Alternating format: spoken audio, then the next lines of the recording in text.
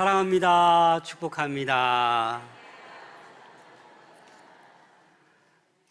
내일 성탄 예배 때 다 오시겠지만 못 오시는 분들도 있을 것 같아서 다시 한번 인사하겠습니다. 메리 크리스마스. 메리 크리스마스.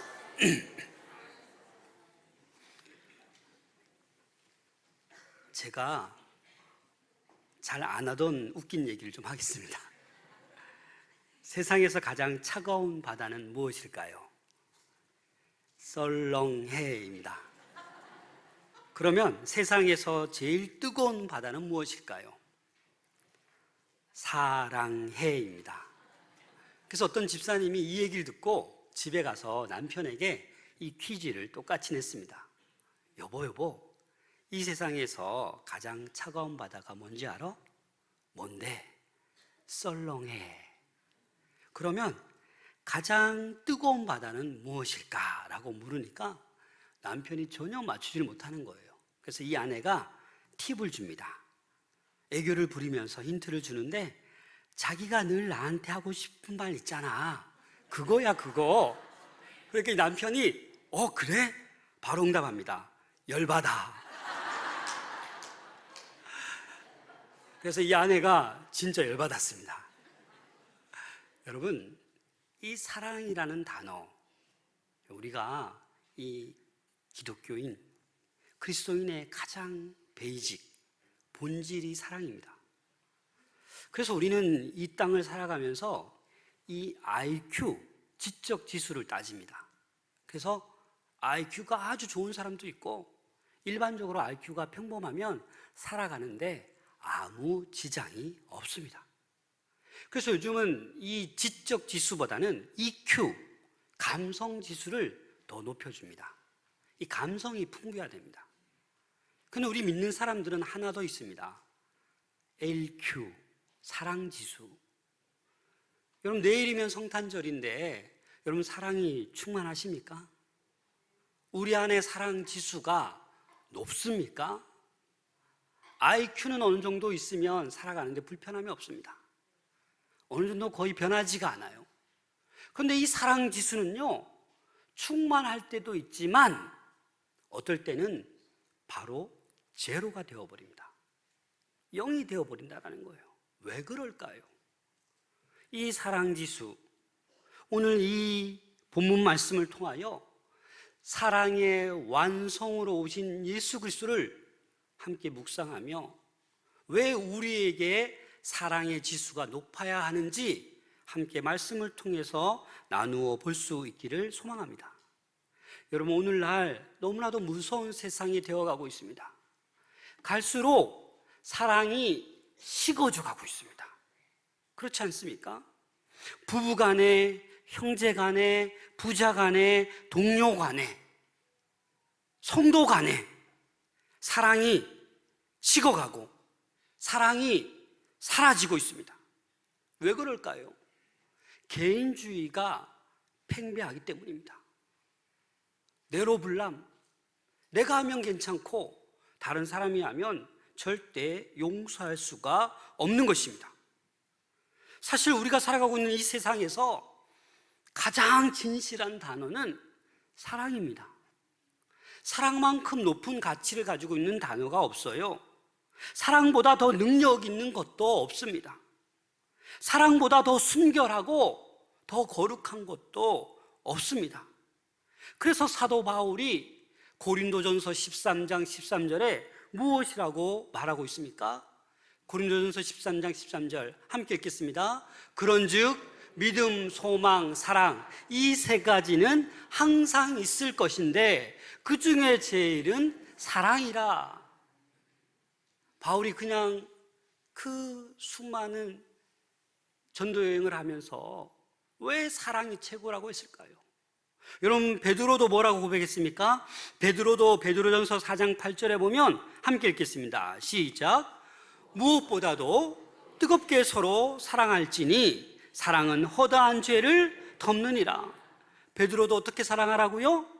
차갑게, 뜨겁게 서로 사랑하라.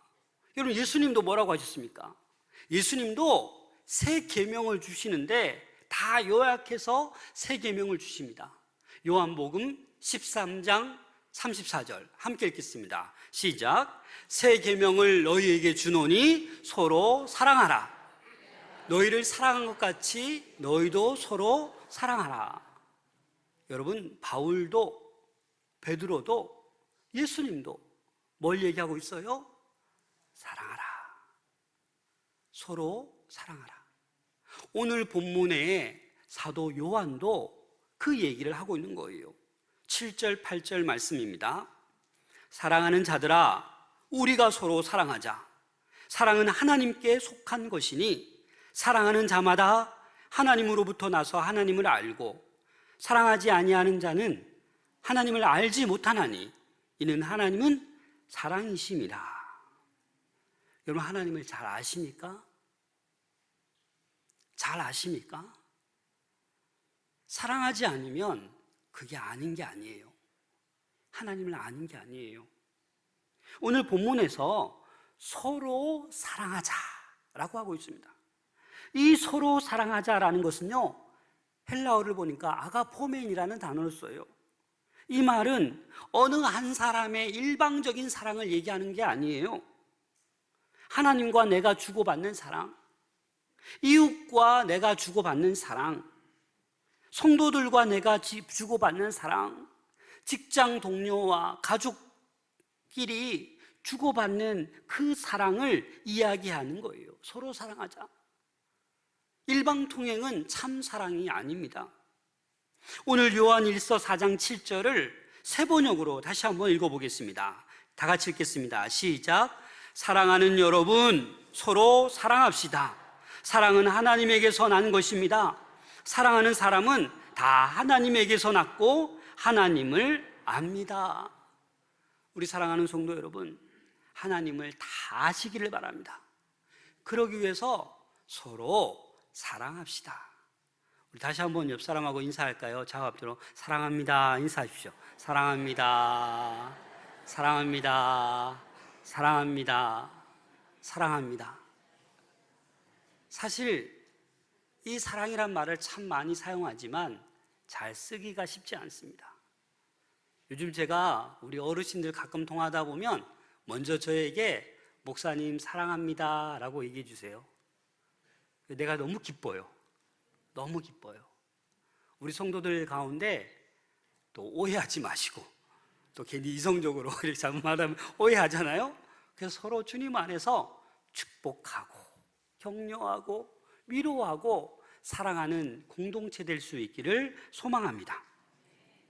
일본의 미우라 아야코라는 빙점의 소설 유명한 미우라 아야코, 우리가 어떤 일에 일생을 바친 다음에 남는 것이 무엇인가라고 이 미우라 아야코가 말했는데, 이 평생 일해서 남는 것은 평생 모은 것이 아니라 우리에게 남에게 준 것이 남는 거라고 이렇게 얘기했습니다. 무슨 말이냐?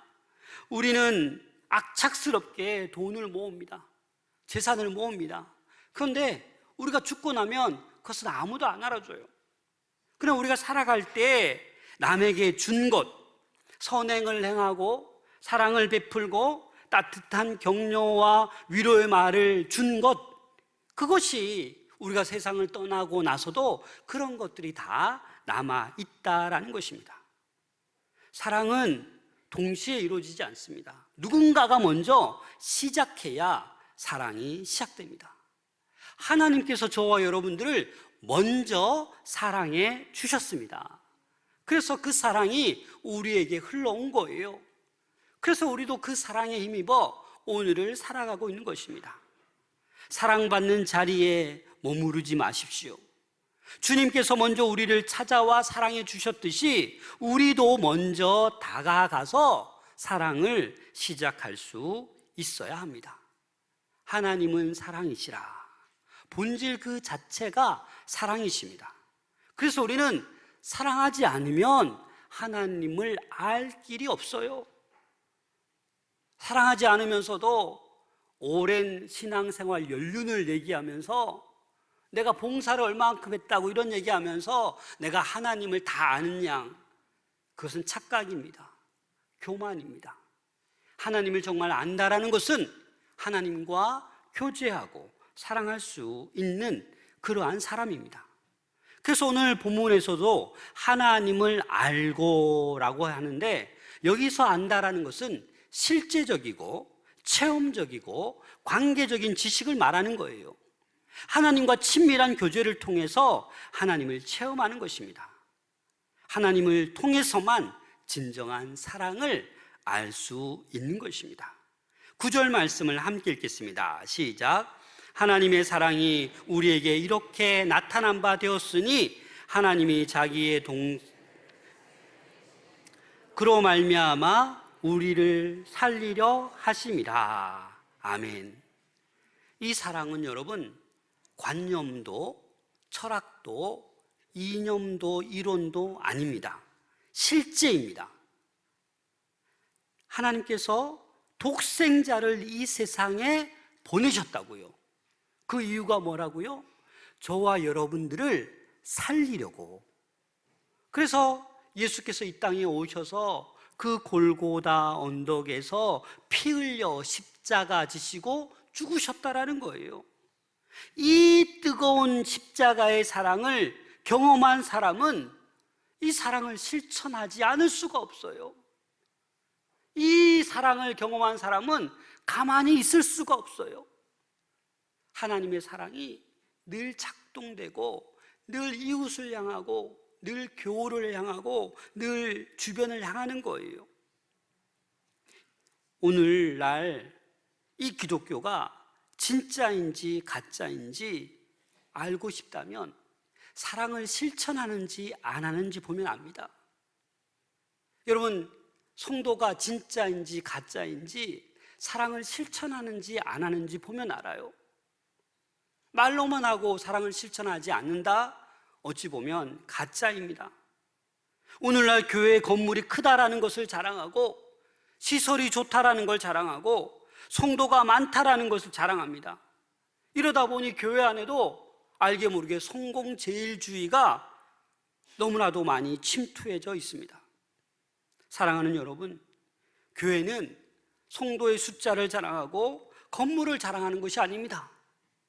성도들이 늘 사랑 안에 머물고 감격해하고 행복해하고 기적을 체험하고 이러한 일들이 많이 일어나는 교회가 건강한 교회요, 행복한 교회입니다. 어느 교회입니까? 마산동부교회입니다. 여러분 보세요. 새가족들이 와서 지난주에도 우리 간증 오후 예배 들어보셨잖아요. 저는 태어나서 이렇게 은혜로운 간증 못 들어봤어요. 우리 이완용 성도님 얼마나 간증을 60년 만에, 죄송합니다, 얘기해도 되죠? 담배 한 갑, 두 갑 피우던 분이 다 끊었어요. 성경을 얼마나 통독 많이 하고 지금 필사하는지 몰라요. 오늘날 세례받는 인원이 점점 없어지는데 우리 어르신들 처음 예수 믿고 세례받는 이들이 여러분 10여 명 있었잖아요. 얼마나 놀라운 일입니까? 이게 서로 사랑하고 서로 행복하고 건강한 교회에서 살아가는 거예요. 수십 년 기도했는데 남편이 등록하고 세례받고 집사가 되고 얼마나 좋은 겁니까? 전혀 예수 모르던 분이 교회에 나와서 열심히 신앙생활하는 모습 얼마나 아름답습니까? 이것이 바로 사랑을 실천하는 건강한 교회인 줄로 믿습니다. 그래서 우리는 이 대가 없는 사랑을 실천하는 성도가 많아야 됩니다. 뭐 대가를 바라면 안 되는 거예요. 대가 없이 날마다 사랑을 실천하는 교회가 하나님께서 기뻐하시는 그러한 교회가 되는 것입니다. 하나님께서는 이 세상에 독생자를 보내셨습니다. 그런데 그 독생자를 보내신 그것은 어떠한 논리나 상식으로 설명할 수 없습니다. 하나님의 사랑만으로만 가능한 거예요. 어떻게 원수를 위해서 자기 아들을 내어줍니까? 상상할 수 없는 거죠. 예수 그리스도의 이 십자가 사건은 하나님 사랑의 결정체입니다. 한국교회 역사 속에서도 여러분 잘 아시다시피 손양원 목사님이 계십니다. 이 손양원 목사님은 경남 함안군 칠원면에서 출생하셨습니다. 이 경남노회, 우리 노회에서 안수를 받으시고 애양원에서 사역을 하셨습니다. 한센병자들하고 그렇게 소외된 자들하고 사역을 하시다가 1948년 10월 19일 폭동이 일어났습니다. 여수 순천 반란 사건 알잖아요. 그때 이 손양훈 목사님의 두 아들 동인과 동신, 순천 사범학교 다니고 순천 중학교를 다니던 이 두 아들이 그 반란 공산 뿌락지들에게 잡혀가서 결국 죽었어요, 여러분. 학교에서 기독교 복음을 전하고 기회가 있을 때마다 공산주의의 잘못된 것을 폭로하였는데 그것을 지켜보던 공산 뿌락지들이 가장 먼저 색출해서 체포해서 가서 이 형이 내가 대신 죽겠다, 아니다 동생이 내가 대신 죽겠다 이러다가 그냥 둘 다 총살해버리고 말았어요. 그런데 이 손양훈 목사님이 애양원 그 식구들과 성도들과 장례 예식을 다 마친 다음에 마지막으로 이런 인사를 했습니다. 모든 사람의 심금을 울리는 한편의 복음과도 같습니다. 10가지를 말씀하셨는데 오늘 몇 가지만 소개하겠습니다. 여러분, 내 어찌 긴 말에 답사를 드리리요. 내가 아들들의 순교를 접하고 느낀 몇 가지 은혜로운 감사의 조건을 이야기함으로 대신할까 합니다. 나 같은 죄인의 혈통에서 순교의 자식들을 나오게 하였으니 하나님께 감사합니다. 삼남 삼녀 중에서 가장 아름다운 두 아들 장자와 차자를 바치게 된 것을 축복으로 생각하니 하나님께 감사합니다. 한 아들의 순교도 귀하다 하거늘 하물며 두 아들의 순교하게 하심을 감사합니다. 예수 믿다가 누워 죽는 것도 큰 복이라 하거늘 하물며 전도하다 총살 순교 당함이리요. 하나님 감사합니다. 미국 유학 가려고 준비하던 내 아들, 미국보다 더 좋은 천국 갔으니 내 마음 안심되어 하나님 감사합니다. 여러분, 여기까지만 해도 여러분 이해가 됩니까? 자기 아들을 지금 순교당했는데, 울어도 시원찮는데, 원통에도 시원찮는데 지금 계속 감사하고 있는 거예요. 또 이런 감사를 했습니다. 나의 사랑하는 두 아들을 총살한 원수를 회개시켜 내 아들로 삼고자 하는 사랑의 마음을 주신 하나님께 감사합니다. 여러분, 두 아들을 죽인 원수 어떻게 양자 삼을 수 있습니까? 이게 가능한 일입니까? 근데 손양훈 목사님은 이 두 아들을 죽인 안재선이라는 학생을 체포했어요. 그래서 총살시키려고 했는데 이 손양훈 목사님이 계엄 사령관에게 찾아가서 제발 우리 아들을 죽인 이 사람을 내가 양자 삼겠다, 풀어주라. 그렇게 해서 풀어줬어요.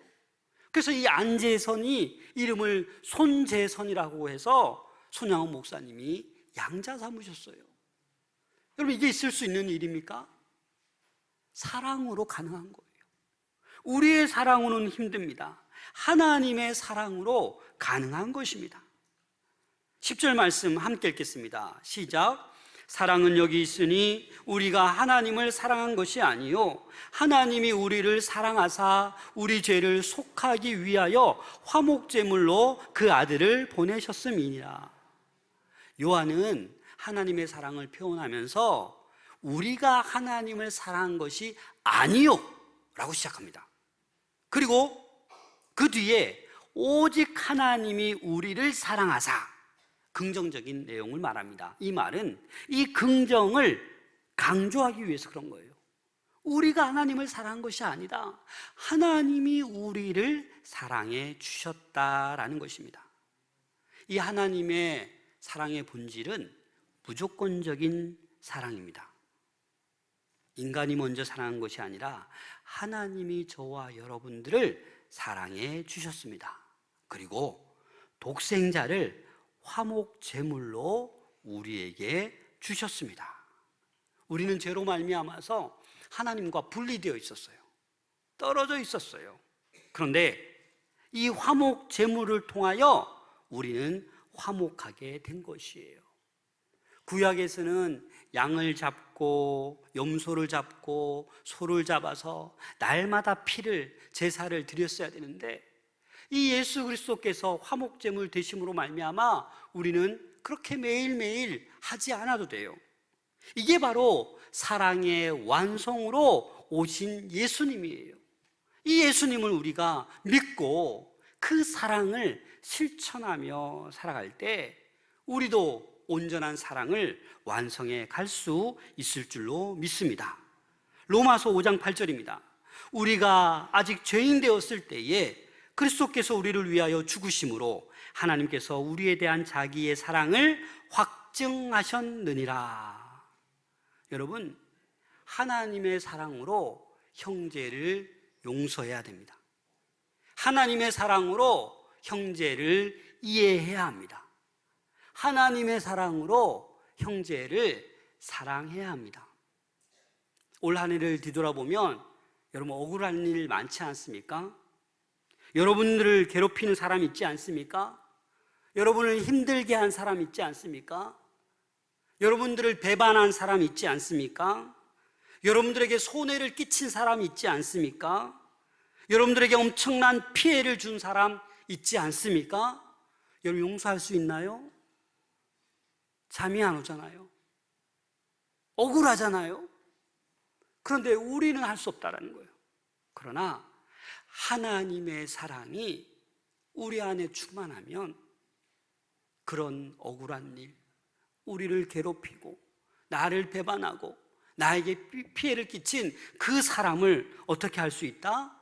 용서할 수 있고 이해할 수 있고 더 나아가 사랑할 수 있다라는 것입니다.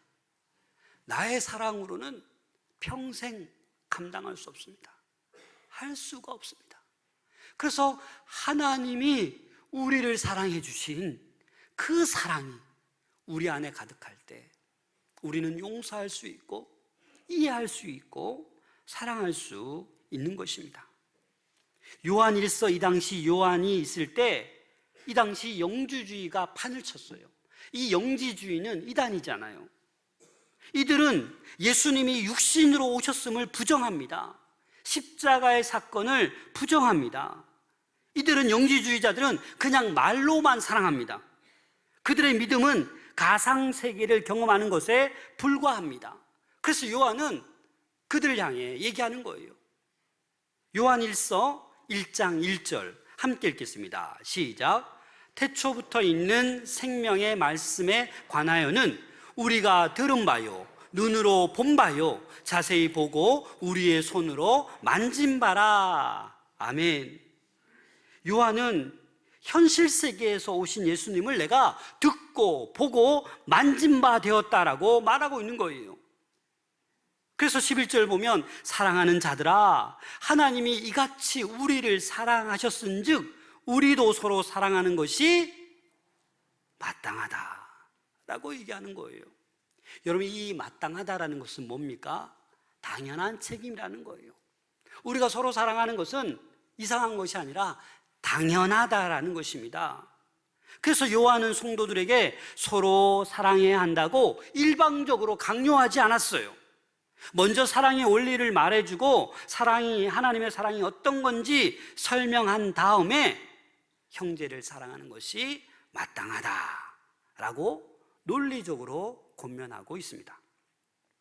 이 마땅하다라는 헬라어 단어가 오페일로라는 헬라어 단어인데 어떤 의미가 있냐면 빚을 진 채무자가 채권자에게 갚아야 할 당연한 책임, 이게 오페일로입니다.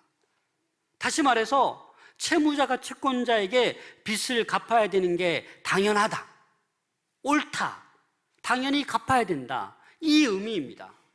그래서 저와 여러분들이 가족을, 직장 동료를, 이웃을, 한 교회 성도를 사랑하는 것이 뭐다? 마땅하다라는 거예요. 당연히 그렇게 해야 한다라는 것을 말씀하고 있습니다. 모든 그리스도인들은 빚진 자입니다. 뭐라고요? 빚진 자예요. 저와 여러분들은 빚진 자예요.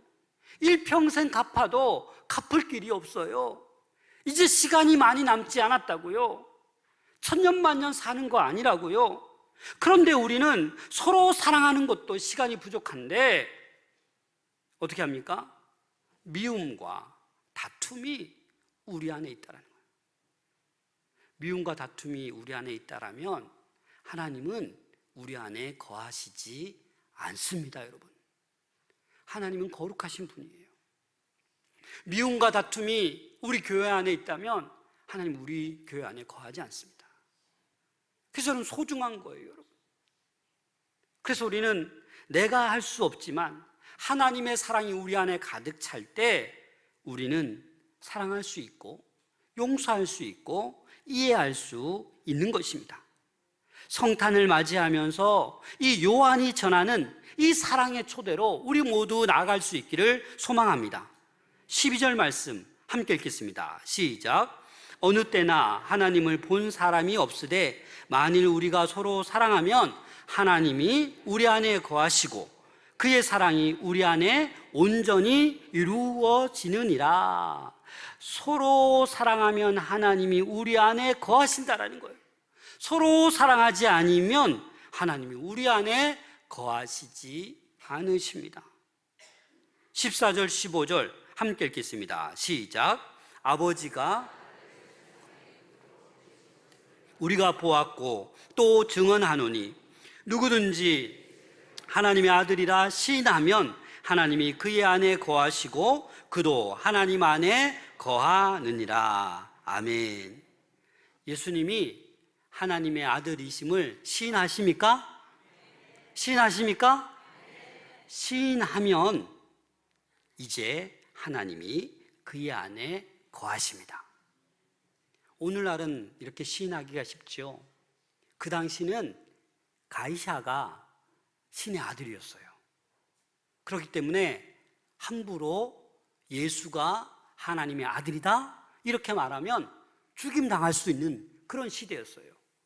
그렇지만 요한을 비롯해서 모든 제자들, 주의 백성들은 예수 그리스도를 주로 시인하였습니다.